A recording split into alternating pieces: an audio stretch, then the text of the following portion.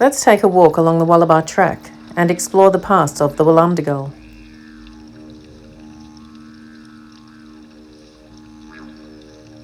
Imagine the environment as they saw it, and the life of the people who lived totally from the resources of land and sea.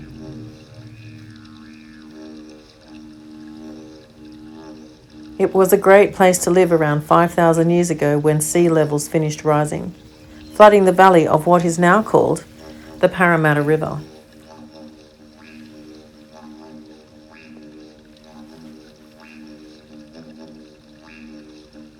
For thousands of years, Aboriginal people lived around Sydney Harbour, fishing its waters, collecting shellfish, gathering berries, roots, and other plant food from the slopes, and hunting birds and animals.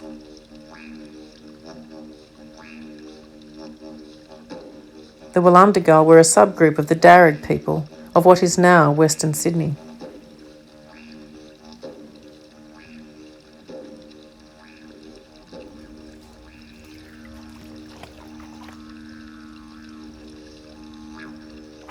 The Wallumbdagul may have been here often to get fresh water from the creek, or as they moved around in search of changing seasonal foods.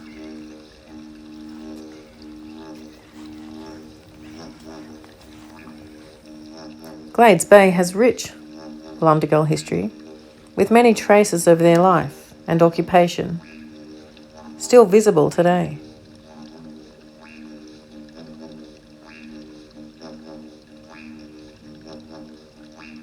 Fish and shellfish were the major summer food for the Wallumbdagul. After catching or collecting their meal, they would immediately cook it over the fire in canoes while still fishing, or on the shore in the open or at the nearest rock shelter. The shells and bones were then thrown away nearby, accumulated in what is now called a midden.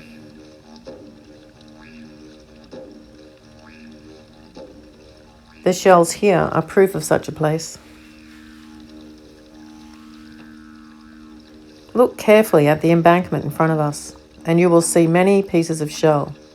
It is quite large and so tells us the Wallumbdagul returned here often. There were piles of shells like this all along the shores of Sydney Harbour. Middens are like a book, telling us the story of Aboriginal life, the food they ate, the tools they used. Middens hold vital archaeological information.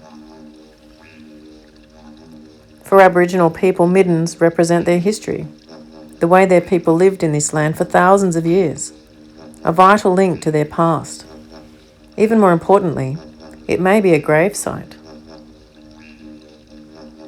Places like Glades Bay are full of evidence of this history, and particularly important because they provide a complete picture of the past life of our First Nations people who lived here for so long.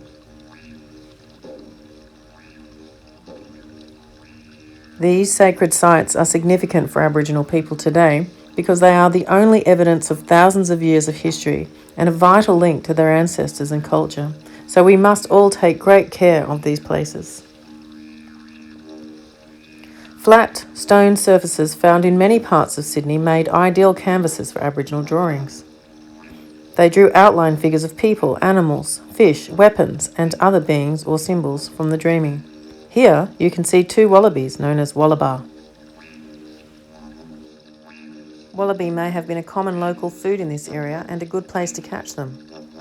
Or wallaby may have been a Wallumbdagul totem. Totem animals are believed to be relatives and are not killed.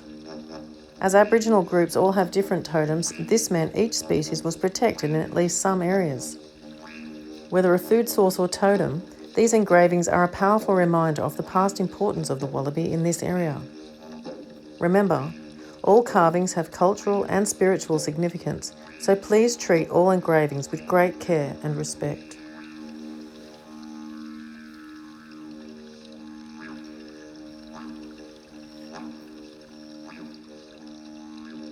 In summer, food was plentiful and the Wallumbdagul lived very well.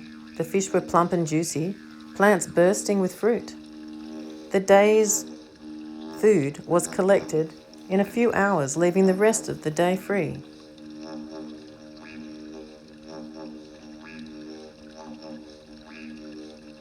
Seafood was scarce in winter. The bush food became very important, and finding enough to eat each day was more difficult.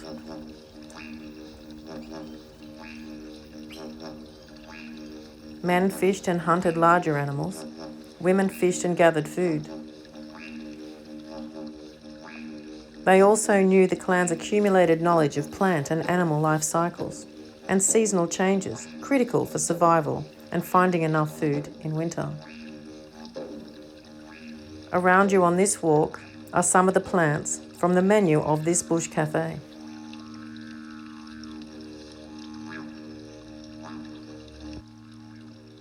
Lomandra longifolia, also known as basket grass, was a very useful plant for Aborigines. They ate the tender bases of the leaves as a vegetable and ground the seeds into flour to make cakes. Its tough leaves could also be dried, split and braided to make bags and baskets. The shiny-leafed wombat berry has succulent orange berries and crisp white edible roots. We are asked not to take any parts of these plants from the bush. This reserve is very small and we need to keep it intact to allow the bush to regenerate. In May 1770, HMAS Endeavour sailed into Botany Bay. While Captain Cook and Joseph Banks were there meeting Aboriginal people of the east coast of Australia for the first time, the Wallumbdulgal people may have been right here sharpening their hatchets for food gathering in the winter months to come. Imagine this stream then, cascading from pool to pool down smooth sandstone rock towards the bay.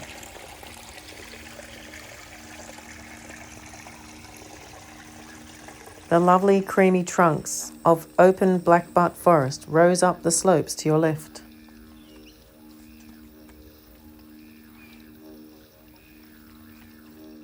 The wide rock shelves here were ideal places to stop, to drink, prepare food, and work on the tools. In front of you is a pool and a flat rock shelf with a group of 4 wide shallow grooves nearby, where stone axes were ground to a sharp edge.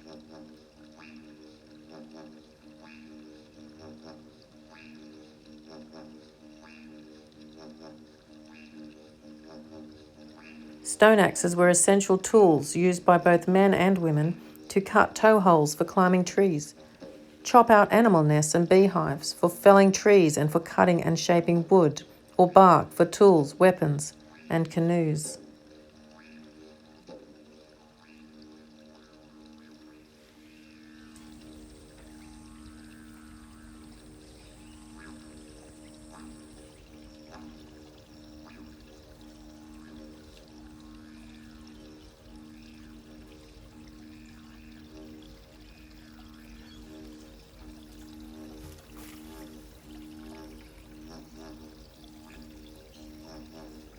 Water trapped in creek pools may have been the Wallumbdulgal's only source of fresh water in dry weather, and they probably enlarged natural depressions to store more of it.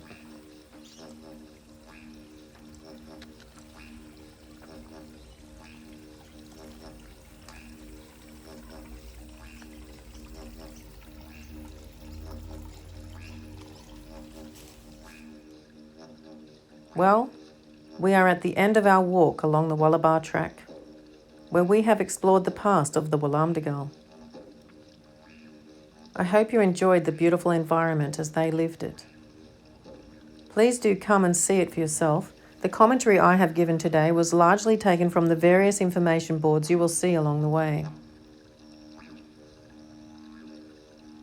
Our Australian First Nations is the oldest living culture in the world, and I feel so blessed to understand and honour it as my country.